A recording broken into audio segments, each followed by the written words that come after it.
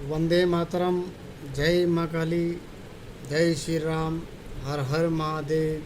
जय सत्य सनातन। मैं संदीप तलवार, राष्ट्रीय महामंत्री हिंदू राष्ट्र शक्ति, आप सबके समक्ष ये वीडियो अपने धर्म जागरण हेतु लाया हूँ। हिंदुत्व और धर्म की रक्षा। हिंसति दुष्ट दुर्गुणा नाम स हिंदू।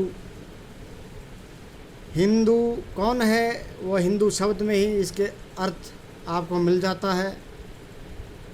और सनातन जो है उसको ही हिंदू धर्म कहा गया है। धर्म मात्र एक है, अन्य कोई धर्म नहीं। सनातन धर्म ही सर्वोपरि है। जो सनातन का अर्थ आप सभी जानते ही होंगे, जिसकी ना शुरुआत है ना अंत है, उसको सनातन कहा गया है। और जैसे कि मैंने कहा, इसकी ना कोई स्थापना कर सकता है, इसका केवल संरक्षण हो सकता है। जैसे भगवान श्री कृष्ण जी ने गीता में भी कहा है, धर्म संस्थापनार्थाय संभवामि युगे युगे। अर्थात मैं धर्म की रक्षा के लिए और अधर्म के नाश के लिए हर युग में आऊँगा।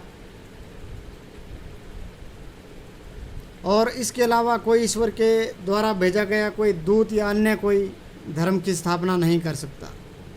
तो धर्म मात्र एक ही है, सनातन। एवं सनातन जिसको हिंदू धर्म कहा गया है। हिंदू धर्म में 6 प्रकार की अपनी जो है आराधना, जिसको कहते हैं आराधना परंपराएं हैं। वो वैष्णव, शाक्त, शैव, जैन, सिख और बौद्ध। वैष्णव संप्रदाय के लोग विष्णु और विष्णु के अवतारों की पूजा करते हैं। शैव संप्रदाय के लोग शिव भगवान की स्तुति करते हैं। और शाक्त संप्रदाय के लोग जो है माता भगवती की शक्ति स्वरूप की आराधना करते हैं। उन्हीं में ही वैसे ही जैन, बौद्ध और सिख हैं, वो भी सनातन का ही हिस्सा हैं। इसके अलावा जैसे कि आजकल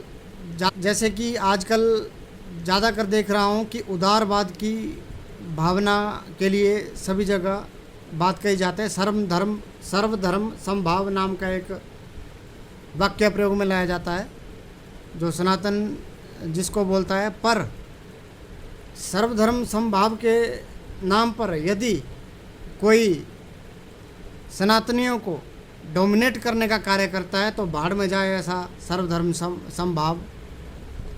जबकि ये हमारे ग्रंथों का हिस्सा नहीं है, पर कुछ लोगों के द्वारा आगे चलकर ये वाक्य बनाए गए।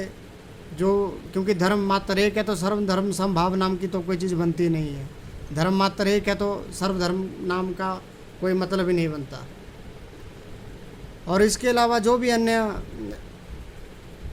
समुदाय आते हैं, आप समझ रहे होंगे मैं किसकी ओर इशारा कर रहा हूँ, तो वो सनातन में नहीं आते।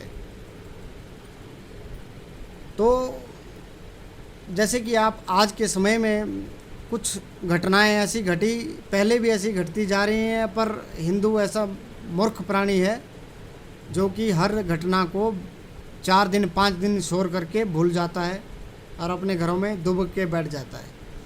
हमें अभी ज़रूरत है एकजुट होने की। और एकजुट होने के लिए सबसे पहले हमने हिंदू राष्ट्र शक्ति संगठन की तरफ से एक पहल की है।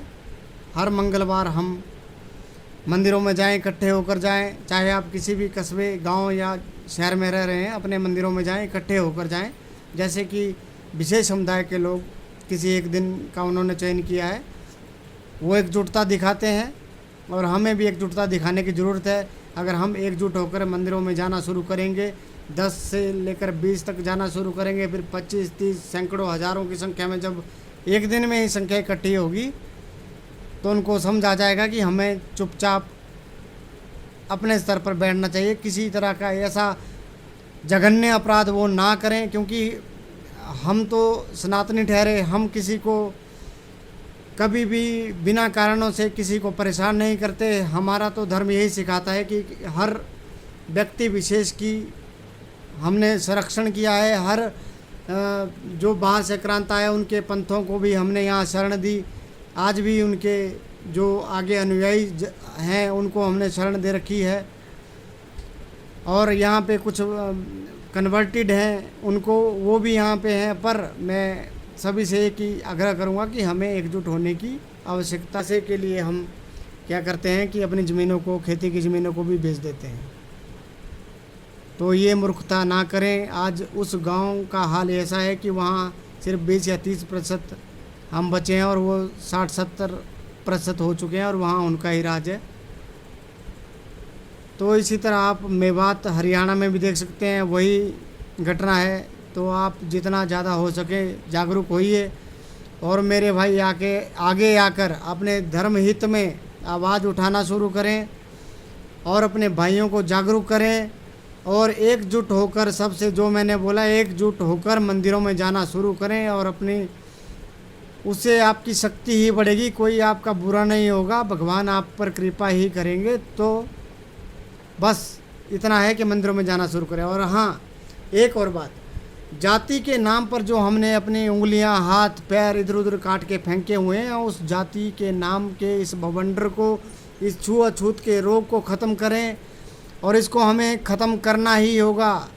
आज ही ये शपथ ले लो कि हम किसी भी जाति के नाम पर किसी भी भाई को नीचा नहीं दिखाएंगे और छुआछूत का ये रोग जो हमारे समाज में चला आ रहा है इसको ख़त्म करके ही दम लेंगे।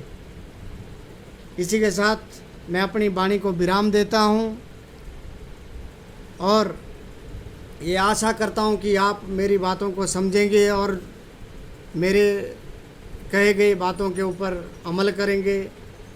जय माँ काली, जय श्री राम, हर हर महादेव, जय सत्य सनातन।